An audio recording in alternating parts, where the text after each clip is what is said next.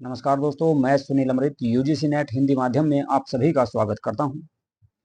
UGC net के अंतर्गत हम लोगों ने पेपर 1 का लगभग सभी पोर्शन आपका पूरा कर लिया है। टेलीग्राम जो है यूट्यूब चैनल पर उसकी सारी क्लासें आपको प्लेलिस्ट में आपको मिल जाएगी। तो 10 की 10 यूनिट हम लोग जो है कंप्लीट कर चुके हैं। इसके अलावा पेपर सेकंड में हिस्ट्री वाला पोर्शन में आप लोगों को अभी करा रहा हूँ, जिसमें हम लोगों ने मध्यकालीन भारत लगभग आपका पूरा कर लिया है।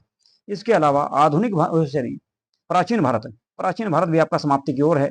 ये आपकी लगभग चौथी क्लास है। ठीक है, गुप्त और गुप्तोत्तर काल की, गुप्त और उसके बाद के जो काल रहे हैं तो उनके बारे में जितने भी क्वेश्चन आए हैं उन सबको पढ़ रहे हैं। इससे पहले हम लोग जो है इसके लगभग आपकी 45 से भी ज्यादा क्लासें प्राचीन भारत की कर चुके हैं।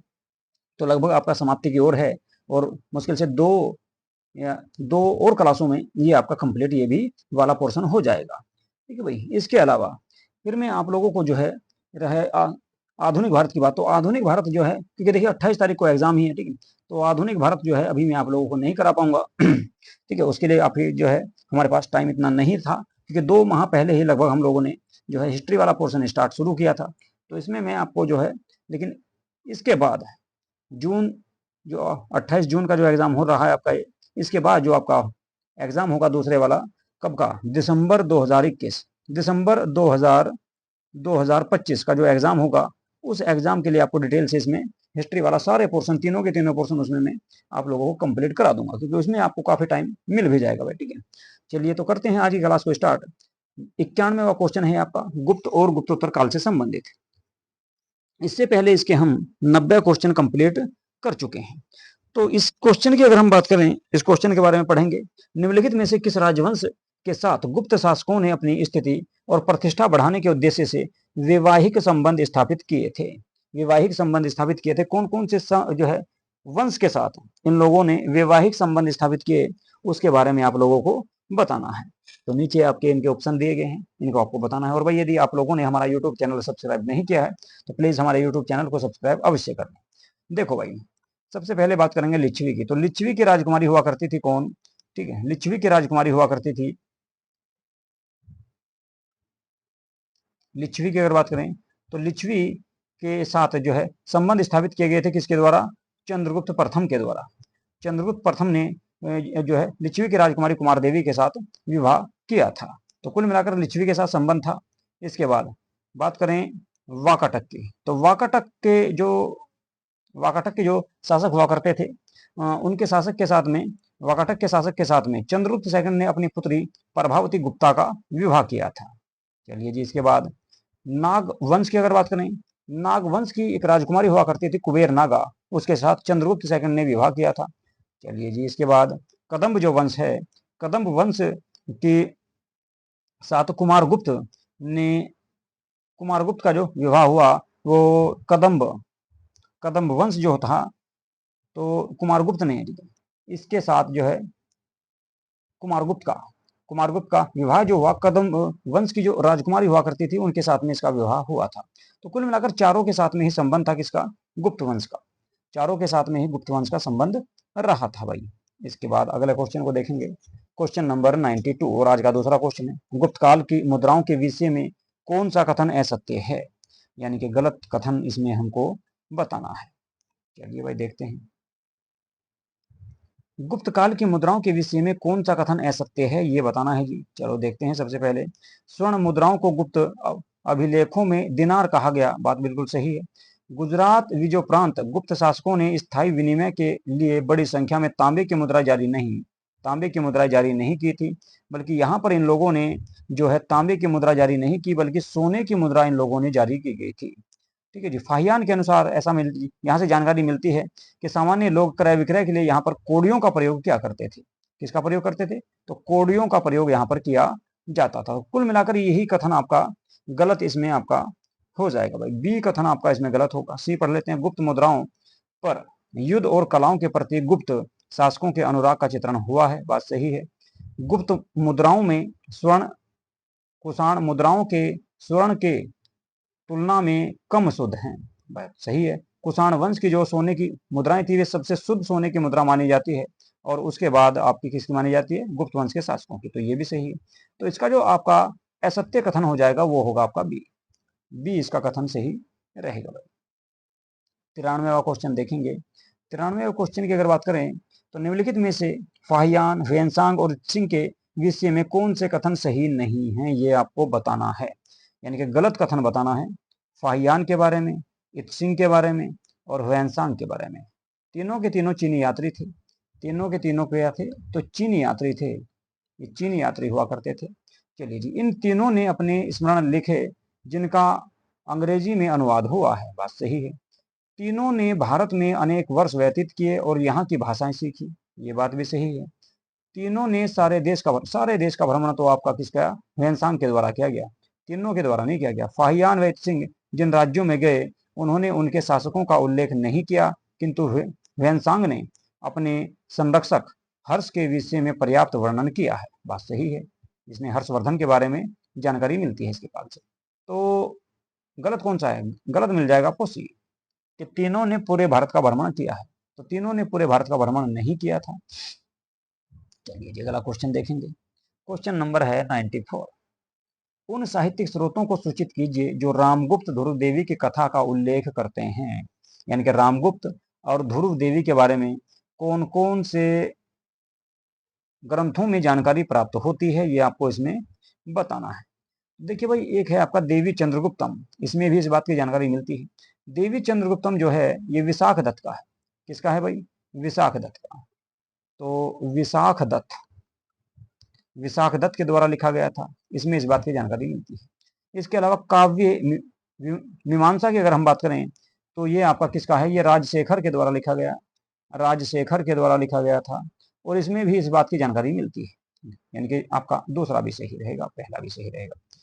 हर्षचरित की अगर बात करें, हर्षचरित तो ये बाणभट्ट की कृति है। किसकी है भाई? बाणभट्ट की। तो ये बाणभट्ट की कृति मानी जाती है, बाणभट्ट की कृति मानी जाती है। और इसमें भी उल्लेख किया गया है किसका? ध्रुव देवी और रामगुप्त का। मालती माधव की अगर बात करें, मालती माधव जो है इसमें इस बात की कोई जानकारी प्राप्त नहीं होती, ठीक है, रामगुप्त और ध्रुव देवी के बारे में, ठीक है। तो आपका इसमें आपका ये वाला गलत हो जाएगा। तो सही कौन सा होगा फिर? अच्छा, नीचे कथन दे रखे हैं, तो पहला, दूसरा और तीसरा, तो बी आंसर इसका सही हो जाएगा भाई, बी आंसर इसका सही हो जाएगा। अगला क्वेश्चन देखते हैं। मुंडित सिर वाले गुप्तकालीन बुद्ध मूर्ति प्राप्त हुई है। यानी कि जो है मुंडित सिर वाली गौतम बुद्ध की मूर्ति हमको कहाँ से प्राप्त हुई, ये आपको इसमें बताना। तो मुंडित सिर वाली मूर्ति जो प्राप्त हुई है वो हुई है आपकी मानकुंवर से प्राप्त हुई है, जो आपका प्रयागराज यूपी में पड़ता है। तो यहाँ से प्राप्त हुई है भाई, मानकुंवर से। चलिए जी, इसके बाद अगला क्वेश्चन देख लेते हैं। Question number 96। निम्नलिखित में से कौन से कथन सही नहीं है? तो देखना भाई गलत कथन कौन सा है। देखो जी, प्राचीन भारतीय सिक्कों में सर्वाधिक कुषाण के हैं। प्राचीन भारतीय सिक्कों में सबसे अधिक सिक्कों की अगर बात करें तो कुषाण वंश के हैं। बात बिल्कुल सही है। भारत में प्राप्त प्राचीनतम सिक्कों में कुछ ही चिन्ह मिलते हैं, ये भी सही है। गुप्त शासन में चांदी के सिक्के बड़ी संख्या में जारी किए गए। बड़ी संख्या में इन लोगों ने जो है सोने के सिक्के जारी किए गए थे, ठीक है, सोने के सिक्के जारी किए गए थे, तो चांदी के नहीं किए। उत्तर देखो, चांदी के सबसे ज्यादा सिक्के आपके जो जारी किए गए मौर्य काल में किए जाएंगे। उत्तर मौर्यकालीन सिक्के लेड, ग्रेफाइट, पोटीन, तांबा, कांस्य, चांदी और सोने के बने होते थे। ये भी बिल्कुल सही है आपका। तो कुल मिलाकर सी ऑप्शन इसमें आपका गलत हो जाएगा, सी ऑप्शन आपका इसमें गलत हो जाएगा। अगला क्वेश्चन देखेंगे, क्वेश्चन नंबर 97। कालिदास के संस्कृत नाटकों में स्त्री और शूद्र चरित्र किस भाषा में बोलते हैं? किस भाषा में बोलते हैं? तो कालिदास के जो नाटक थे इनमें आपका एक तो स्त्री के बारे में कहा गया है, स्त्री और शूद्र जो चरित्र हुआ करता था वे किस भाषा में बोलते हैं? किस भाषा में बोलते हैं? प्राकृत भाषा में। तो प्राकृत भाषा का सबसे अधिक प्रयोग किया जाता था। चलिए जी, अगला क्वेश्चन देखेंगे। अगले क्वेश्चन की बात करें तो क्वेश्चन नंबर 98। प्रभावती गुप्त शासिका थी। तो प्रभावती गुप्त जो है ये चंद्रगुप्त विक्रमादित्य की पुत्री थी। किसकी? चंद्रगुप्त सेकंड। चंद्रगुप्त सेकंड की ये पुत्री हुआ करती थी, चंद्रगुप्त सेकंड की पुत्री थी। और वाकाटक वंश के जो राजा थे उनके साथ में इनका विवाह हुआ था। बाद में उनका देहांत हो गया, तो उसके बाद क्या हुआ, इन्होंने ही शासन किया, प्रभावती गुप्त ने ही वाकाटक वंश। इसमें सही आंसर आपका आ जाएगा। तो रुद्रसेन सेकंड के साथ इनका विवाह हुआ था। रुद्रसेन सेकंड उनका नाम था, रुद्रसेन सेकंड। रुद्रसेन सेकंड उनका नाम था, और उनके देहांत के बाद उनकी पत्नी ने यानी कि प्रभावती गुप्ता ने ही उस क्षेत्र पर शासन किया था चंद्रगुप्त मौर्य के सहयोग से। अगले क्वेश्चन को देखेंगे, क्वेश्चन नंबर 99। अश्वमेध यज्ञ, अश्वमेध प्रकार के स्वर्ण सिक्के निम्न में से किसके द्वारा प्रचलित किए गए थे? तो अश्वमेध यज्ञ की जानकारी जो मिलती है समुद्रगुप्त के सिक्कों से प्राप्त होती है, समुद्रगुप्त के सिक्कों से प्राप्त होती है। इसके अलावा कुमारगुप्त के सिक्कों से भी प्राप्त होती है। तो समुद्रगुप्त और कुमारगुप्त दोनों के सिक्कों से प्राप्त होती है। और ये जो सिक्के हमको प्राप्त हुए हैं ये मंदसौर से प्राप्त हुए हैं। कहाँ से? मंदसौर से। मंदसौर कहाँ पर पड़ता है भाई? मंदसौर एमपी का जिला है, मध्य प्रदेश का जिला है। तो डी आंसर आपका इसमें सही हो जाएगा। डी आंसर आपका इसमें सही हो जाएगा। अगले क्वेश्चन की बात करेंगे, क्वेश्चन नंबर 100 देखते हैं जी। आज का 10वां क्वेश्चन है। ग्वालियर के निकट बाघ की गुफाएं निम्नलिखित में से किस युग की चित्रकला का प्रतिनिधित्व करती हैं? तो बताइए कौन से युग की चित्रकला का प्रतिनिधित्व करती हैं बाघ की गुफाएं? बाघ की जो गुफाएं हैं उनमें जो चित्रावली की गई है, उनमें जो चित्र बनाए गए हैं वे गुप्त काल में बनाए गए हैं। तो गुप्त काल के बारे में उसमें जानकारी प्राप्त होती है, इसलिए गुप्त काल को भारतीय इतिहास का स्वर्ण युग या क्लासिक युग के नाम से भी जाना जाता है।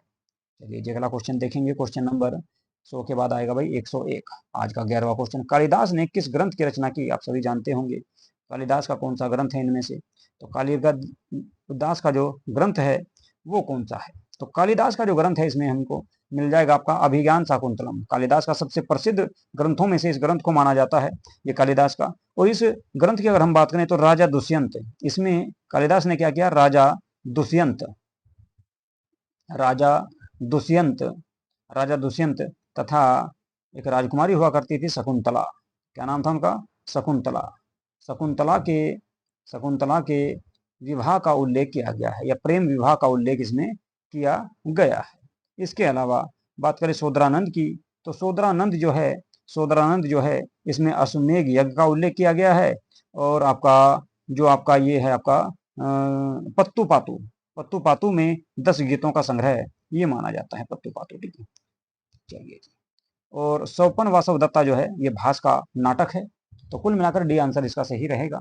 अगले क्वेश्चन की बात करेंगे, प्राकृत प्रकाश का लेखक कौन है? प्राकृत प्रकाश जो है उसका लेखक कौन है? कुल मिलाकर हम गुप्त काल का प्रशासन पढ़ रहे हैं हाल फिलहाल में। प्राकृत प्रकाश के लेखक कौन हैं ये आपको इसमें बताना। देखिए वर रुचि जो थे, वर रुचि जो आपके नवरत्नों में से एक थे, चंद्रगुप्त सेकंड के दरबार में रहा करते थे, तो इनके द्वारा रचना की गई थी किसी प्राकृत प्रकाश की। अगले क्वेश्चन की बात करें, क्वेश्चन नंबर 103। चलिए जी, निम्नलिखित गुप्त शासकों में से सर्वप्रथम किसने रजत मुद्राएं जारी की? बताओ भाई, रजत मुद्रा जो जारी की गई थी सबसे पहले कौन से गुप्त शासक के द्वारा जारी की गई? चंद्रगुप्त सेकंड के द्वारा चांदी के सिक्के जारी किए गए, जो आपके ऑप्शन के हिसाब से दिए गए हैं। वैसे आपका अगर बात करें तो चंद्रगुप्त प्रथम ने सबसे पहले चांदी के सिक्के जारी किए थे भाई, रजत यानी कि चांदी के सिक्के जारी किए थे। अगले क्वेश्चन की बात करेंगे, क्वेश्चन नंबर है 104। दरबार में नवरत्नों का संबंध किससे है? आप सभी जानते ही होंगे, चंद्रगुप्त विक्रमादित्य जो थे ये पहला शासक था भारत का जिसने अपने दरबार में नवरत्नों को शामिल किया। अब कौन कौन से नवरत्न थे उनके बारे में एक बार यहाँ से देख लो। तो एक हुआ करते थे धनवंतरी, धनवंतरी, धनवंतरी एक नवरत्न हुआ करते थे। इसके अलावा एक थे आपके छपणक, छपणक हुआ करते थे, ये अणे है भाई। छपणक के अलावा कालिदास थे, कालिदास थे। कालिदास के अलावा अगर हम बात करें, कालिदास के अलावा अगर बात करोगे तो अमर सिंह, अमर सिंह रहा करते थे, अमर सिंह रहा करते थे। इसके अलावा अमर सिंह की अगर बात के अलावा बात करोगे तो एक शंकु नाम के भी विद्वान रहा करते थे। इसके अलावा एक बेताल भट्ट, बेताल भट्ट भी इनके दरबार में निवास करते थे, बेताल भट्ट भी निवास करते थे। इसके अलावा घट कर्पण, घट कर्पण भी इनके दरबार में निवास किया करते थे। घट करपर, करपर भी इनके दरबार में निवास किया करते थे। इसके अलावा अगर और बात करें वराहमिहिर, वराहमिहिर, वराहमिहिर, वराहमिहिर भी इन्हीं के दरबार में निवास किया करते थे भाई, इन्हीं के दरबार में निवास किया करते थे। कितने होंगे? 1 2 3 4 5 6 7 8। इसके अलावा और अगर बात करोगे तो आ जाएंगे कौन भाई? वर रुचि, वर रुचि, वर रुचि भी इन्हीं के दरबार में निवास किया करते थे। तो कुल मिलाकर ये नवरत्न थे भाई, 9 लोग थे, 9 विद्वान थे। और कहाँ पे रहते थे? तो उज्जैन में निवास किया करते थे। ये उज्जैन में निवास करते थे। इसकी 2 राजधानी हुआ करती थी, पाटलिपुत्र और उज्जैन। तो उज्जैन में निवास करते थे। चंद्रगुप्त विक्रमादित्य के दरबार में ये 9 लोग निवास किया करते थे, 9 विद्वान हुआ करते थे। क्वेश्चन नंबर 105 की बात करें, प्रयाग प्रशस्ति लेखक हरिसेन निम्नलिखित में से किन पदों पर आसीन था? बता दो भाई। राज कवि हुआ करते थे ये समुद्रगुप्त के, तो इन्हें कौन कौन से पदों पर नियुक्त किया गया था? देखिए, एक तो कुमारात्य भी कहा जाता था इनको, इसके अलावा महादंड नायक भी इनको कहा गया, रखा गया, और शनि विग्रहिक के पद पर भी ये रहे थे। तो कुल मिलाकर आपके खाद्य खाद्य टपापिक के पद पर ये नहीं थे, बाकी सारे पदों पर रहा करते थे, रहे थे। तो सी ऑप्शन सही हो जाएगा। अगला क्वेश्चन देखेंगे, क्वेश्चन नंबर 106। निम्नलिखित वक्तव्यों पर विचार कीजिए। 2 आपके कथन दिए गए हैं, एक आपका अभिकथन है और एक आपका तर्क दिया गया है भाई। एक है आपका अभिकथन और एक है तर्क। देख लो क्या था। गुजरात के शक क्षत्रप राजवंश पर विजय कर सम्राट चंद्रगुप्त सेकंड की सबसे बड़ी सफलता थी। बात बिल्कुल सही है। इससे भूमध्य सागर के भारतीय व्यापार में गुप्तों के प्रवेश का मार्ग मिल गया था। ये भी सही है और भाई स्पष्टीकरण भी सही हो रहा। दोनों कथन सही है और आर जो है वो एक ही सही व्याख्या भी करता है। अगले क्वेश्चन पे चले हैं। अगला क्वेश्चन देखते हैं जी कौन सा है। भीनमाल किस खगोलविद के जन्म स्थान के रूप में जाना जाता है? भीनमाल जो स्थान है यहाँ पर किस खगोलविद का जन्म हुआ था? देखिए, भीनमाल जो पड़ता है ये उज्जैन में पड़ता है। भीनमाल जो पड़ेगा कहाँ पर पड़ेगा भाई? उज्जैन में। उज्जैन यानी कि एमपी में। तो ये उज्जैन में पड़ेगा, ये क्षेत्र उज्जैन में पड़ता है, ठीक है। और यहाँ पर जन्म हुआ था किसका? यहाँ पर जन्म हुआ था भाई किसका? ब्रहागुप्त का। ब्रहागुप्त का। तो ब्रहागुप्त का यहाँ पर जन्म हुआ था। ब्रहागुप्त का यहाँ पर जन्म हुआ था। ये है मेरे है। ब्रहागुप्त का यहाँ पर जन्म हुआ था। कब हुआ था? तो 598 ईस्वी में। 598 ईस्वी में ब्रहागुप्त का यहाँ पर जन्म हुआ था। इसके अलावा अगर हम बात करें दूसरे कौन दे रखे भाई? आर्यभट्ट। आर्यभट्ट की अगर मैं बात करूं तो आर्यभट्ट का जन्म हुआ था पाटलिपुत्र में, पटना में। पाटलिपुत्र, पाटलिपुत्र में, ठीक है। तो आर्यभट्ट का जन्म हुआ था भाई आर्यभट्ट का जन्म हुआ था पाटलिपुत्र में। इसके अलावा एक दे रखे हैं आपके भास्कराचार्य। भास्कराचार्य का जन्म हुआ था बीजापुर में, जो कर्नाटक में पड़ता है। बीजापुर, बीजापुर में इनका जन्म हुआ, कर्नाटक में। वराह मिहिर की अगर मैं बात करूं, इसका मैंने आपको पहले भी बताया था कि इनका जन्म भी आपका कहां पर हुआ? उज्जैन में ही हुआ था। इनका जन्म भी उज्जैन में ही हुआ था। तो कुल मिलाकर इसका सही आंसर होगा ब्रहागुप्त का जन्म हुआ भीनमाल, उज्जैन में। अगला क्वेश्चन देखेंगे, क्वेश्चन नंबर है 108 और आज का 18वां क्वेश्चन इस वाली क्लास का। निम्न में से किस ग्रंथ में रामगुप्त की कथा का उल्लेख नहीं किया गया? ये क्वेश्चन आपका पहले भी आया है, ये क्वेश्चन आपका पहले भी आ चुका है कि कौन सी वो पुस्तक है जिसमें आपका क्या हुआ? रामगुप्त की कथा का उल्लेख नहीं किया गया है। तो रामगुप्त की कथा का उल्लेख की अगर मैं बात करूं आपको, ठीक है, हर्ष चरित्र में किया गया है, नाट्य दर्पण में किया गया है और मजमत अल तवारीख में भी किया गया है। लेकिन मुद्रा राक्षस जो आपकी विशाख दत्त की जो पुस्तक, एक मिनट, उसकी मुद्रा राक्षस, अरे उसकी है मुद्रा राक्षस पुस्तक के लेखक कौन है? विशाख दत्त, ठीक है। विशाख दत्त की जो पुस्तक है मुद्रा राक्षस, ठीक है, तो उसमें इस बात की जानकारी प्राप्त नहीं होती। चलिए जी अगला क्वेश्चन देखेंगे, क्वेश्चन नंबर 109। उस गुप्त वाकाटक रानी का नाम का उल्लेख कीजिए जिसने अनुदान स्वरूप भूमि दी थी। मैंने आपको बताया था कि वाकाटक राजकुमारी कौन थी? प्रभावती गुप्ता। ये चंद्रगुप्त सेकंड की जो है पुत्री हुआ करती थी। इनके पति का नाम रुद्रसेन सेकंड था, लेकिन उनका बीच में ही देहांत हो गया, जिस कारण इन्होंने शासन किया। किसने? प्रभावती गुप्ता ने। तो प्रभावती गुप्त जो थी, इसने जो है गद्दी पर बैठकर शासन किया और इसके द्वारा भूमि अनुदान देने का उल्लेख मिलता है किसमें? पूना ताम्र लेख जो है आपका, पूना ताम्र लेख, तांबे का जो लेख है पूना का, उसमें इस बात की जानकारी हमको प्राप्त होती है, या इसके काल की जानकारी हमको प्राप्त होती है। चलिए जी क्वेश्चन नंबर 110। गुप्त शासकों में से किसने विक्रमादित्य की उपाधि धारण की थी? आप सभी जानते ही हैं। विक्रमादित्य की उपाधि धारण करने वाला भारत का पहला शासक चंद्रगुप्त सेकंड था और अंतिम था हेमचंद्र। हेमचंद्र हेमचंद्र जो था हेमचंद्र जो था दिल्ली की गद्दी पर बैठा कब? 1556 ईस्वी में। 1556 ईस्वी में किसके देहांत के बाद? हुमायूं के देहांत के बाद, और पानीपत का सेकंड युद्ध हुआ फिर अकबर के साथ में, और इसकी हत्या कर दी गई थी। तो ये 14वां शासक था जिसने विक्रमादित्य की उपाधि धारण की थी। विक्रमादित्य की उपाधि धारण करने वाला ये 14वां शासक था। चलिए भाई इसके बाद अगला क्वेश्चन देखेंगे, क्वेश्चन नंबर 111। फाहियान किसके शासनकाल में भारत आया था? तो फाहियान जो है भारत में जो आया, ये आया चंद्रगुप्त सेकंड के शासनकाल में। चंद्रगुप्त सेकंड के शासनकाल में लगभग 399 ईस्वी के आसपास ये भारत में आया था। 399 ईस्वी के आसपास ये भारत में आया था। चलिए अगला क्वेश्चन देखेंगे। क्वेश्चन नंबर 112, चंद्रगुप्त द्वितीय विक्रमादित्य ने किस एक राजवंश से वैवाहिक संबंध स्थापित नहीं किया? तो कौन से वंश के साथ इसने वैवाहिक संबंध स्थापित नहीं किया था, ये आपको इसमें बताना है। देखिए भाई, इसका जो सही आंसर होगा वैवाहिक संबंध, चंद्रगुप्त सेकंड के बारे में पूछ रहा है। नाग वंश की राजकुमारी नागदेवी इसकी पत्नी थी, तो इसके साथ में संबंध किया। वाकाटक वंश के साथ में अपनी पुत्री का विवाह किया, और अपने पुत्र का विवाह किया किसके साथ में? कदम्ब वंश के द्वारा। लेकिन इसकी माता कहाँ की थी? लिच्छवी की राजकुमारी थी, जो इसके पिता ने यहाँ पर शादी की थी। तो कुल मिलाकर सही आंसर आपका इसमें डी हो जाएगा। तो डी आंसर आपका सही इसमें हो जाएगा। लिच्छवी राजवंश के साथ में इसने वैवाहिक संबंध स्थापित नहीं किए, बल्कि यहाँ की इनकी माता थी। चलिए जी अगला क्वेश्चन देखेंगे। अगले क्वेश्चन की बात करते हैं। गुप्त संवत 319 से 320 को प्रारंभ करने का श्रेय किसको दिया जाता है? तो गुप्त संवत जो जारी किया गया था, गुप्त संवत को जारी करने वाला चंद्रगुप्त प्रथम था। चंद्रगुप्त प्रथम ने गुप्त संवत को जारी किया था, जो समुद्रगुप्त का पिता हुआ करता था। चलिए अगला क्वेश्चन देखेंगे। अगले क्वेश्चन की बात करते हैं। Question number 114। क्वेश्चन नंबर 114 में चंद्रगुप्त विक्रमादित्य ने की उपाधि धारण की, यानी कि कुल मिलाकर चंद्रगुप्त विक्रमादित्य ने सेकंड ने विक्रमादित्य की उपाधि कब धारण की थी, ये आपको इसमें बताना है। तो चंद्रगुप्त सेकंड ने विक्रमादित्य की जो उपाधि धारण की, शकों के उन्मूलन करने, यानी कि शकों का नाश करने के बाद ये उपाधि इन्होंने धारण की थी।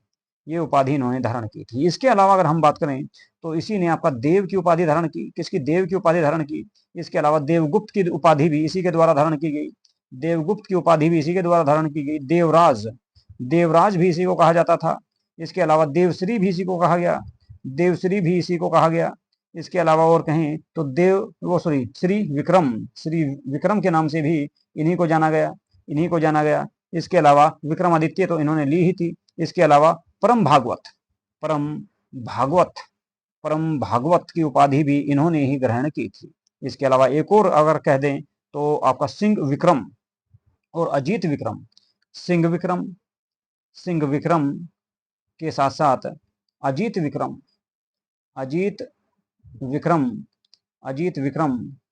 और एक उपाधि इसने धारण की थी, वह कौन सी? नरेश चंद्र की उपाधि भी इसी ने ग्रहण की थी। कुल मिलाकर ये सारी की सारी उपाधियां चंद्रगुप्त सेकंड के द्वारा धारण की गई थी। चलिए अगला क्वेश्चन देखेंगे। क्वेश्चन नंबर 115, मेहरौली स्तंभ लेख किस शासक से संबंधित है? आप सभी जानते हैं चंद्रगुप्त सेकंड से संबंधित है। तो चंद्रगुप्त सेकंड से संबंधित है कौन सा?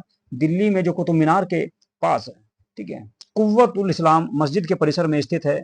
इसी को आपका क्या कहा गया? मेहरौली लोह स्तंभ कहा गया है। और चंद्रगुप्त सेकंड के द्वारा इसका निर्माण करवाया गया था, क्योंकि उसके नाम की जानकारी उससे प्राप्त होती है। क्वेश्चन नंबर 116 देखेंगे। चंद्रगुप्त विक्रमादित्य के नवरत्नों में शामिल नहीं थे। बता दो भाई, कौन सा व्यक्ति ऐसा था जो चंद्रगुप्त सेकंड के नवरत्न में शामिल नहीं था? मैंने बताया आपको, अमर सिंह थे, चपणक थे, बेताल भट्ट थे, नागार्जुन शामिल नहीं थे। तो डी आंसर इसमें आपका सही हो जाएगा। नागार्जुन इसमें शामिल नहीं थे, तो डी आंसर आपका सही हो जाएगा भाई। ठीक है जी। नागार्जुन जो है एक प्रसिद्ध क्या थे? रसायन शास्त्री थे। ये एक प्रसिद्ध रसायन शास्त्री थे और ये नवरत्न में शामिल नहीं थे। क्वेश्चन नंबर 117 की बात करेंगे। चंद्रगुप्त सेकंड ने अपनी पुत्री प्रभावती गुप्ता का विवाह किस राजवंश के राजा के साथ में किया था? अभी बताया आपको कि वाकाटक वंश के एक राजकुमार हुआ करते थे, जिनका नाम था रुद्रसेन सेकंड। रुद्रसेन सेकंड के साथ इन्होंने अपनी पुत्री का विवाह किया था। रुद्रसेन सेकंड के साथ में विवाह किया था। चलिए भाई अगला क्वेश्चन देखेंगे।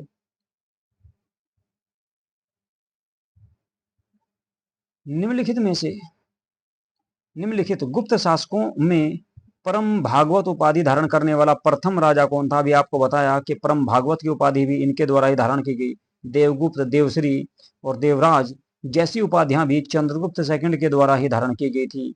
पिछले क्वेश्चन में आप लोगों को जो है डिटेल से बताया कि सारी कौन कौन सी उपाधियां इसके द्वारा धारण की गई थी भाई। ठीक है, चलिए अगला क्वेश्चन देखेंगे। आज का सेकंड लास्ट क्वेश्चन रहेगा। आज का ये सेकंड लास्ट क्वेश्चन है और यदि आप लोगों ने हमारा यूट्यूब चैनल सब्सक्राइब नहीं किया है भाई, तो प्लीज़ हमारे यूट्यूब चैनल को सब्सक्राइब अवश्य कर लो। और संसार अकेडमी के नाम से हमारा टेलीग्राम चैनल है, इसको भी आप ज्वाइन कर लो, क्योंकि यहाँ पर आपको मिलेगी क्या, पीडीएफ। संसार अकेडमी टेलीग्राम चैनल पर आप लोगों को प्राप्त होगी क्या, पीडीएफ। तो गुप्त शासकों द्वारा क्षत्रप राज्य की विजय के पश्चात जारी किए गए सिक्कों का भार कितना था, ये आपको बताना है। तो 32 ग्रेन के सिक्के हुआ करते थे भाई, 32 ग्रेन के सिक्के हुआ करते थे। जब क्षत्रप शासकों को चंद्रगुप्त सेकंड ने पराजित किया, किसने, चंद्रगुप्त सेकंड, चंद्रगुप्त सेकंड ने जब क्षत्रप राजाओं को पराजित किया, तो उन्हें हराने के बाद इसने क्या करा, इसने सिक्के जारी किए, अपने सिक्के जारी किए, ठीक है।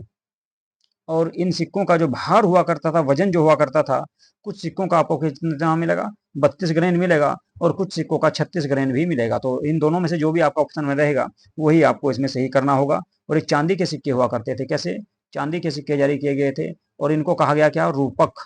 इनको कहा गया भाई रूपक, चांदी के सिक्कों को रूपक कहा जाता था गुप्त काल में, ठीक है। चलिए जी, तो बी आंसर आपका सही हो जाएगा। ये थे भाई आज के आपके कितने, आपके 30 क्वेश्चन, ठीक है। तो आज की क्लास आप लोगों को कैसी लगी इसके बारे में जरूर बताएं, और भाई इन क्वेश्चनों के आंसर भी कमेंट बॉक्स में आप लोग दिया करो, ठीक है। इस तरह से जो है तभी आप लोगों का जो है इसमें अच्छे से रिवीजन होगा। और 28 जून को आप लोगों का एग्जाम है, तो अच्छे से करके आना फटाफट, ठीक है। तो फटाफट सभी क्लासों का जो है, जितनी भी क्लास मैंने अपलोड कर रखी है सबका रिवीजन कर डालो फटाफट, क्योंकि यहाँ से आपको बहुत लाभ मिलने वाला है। हिस्ट्री वाले बच्चों को बहुत ज्यादा लाभ मिलेगा। और पेपर 1 का तो मैंने आपको कंप्लीट बिल्कुल पूरी 10 के 10 यूनिट बिल्कुल डिटेल से उनके आपके एमसीक्यू भी कराए हैं भाई, और डिटेल से बिल्कुल थ्योरिटिकल, ठीक है। सभी जितनी भी आपकी यूनिट थी 10 के 10 यूनिट, सभी का मैंने आपका उसमें थ्योरी कराई है, ठीक है। सभी की कराई है, सबकी परिभाषा सबके बारे में समझाया है, बहुत डिटेल से कराई है, ठीक है।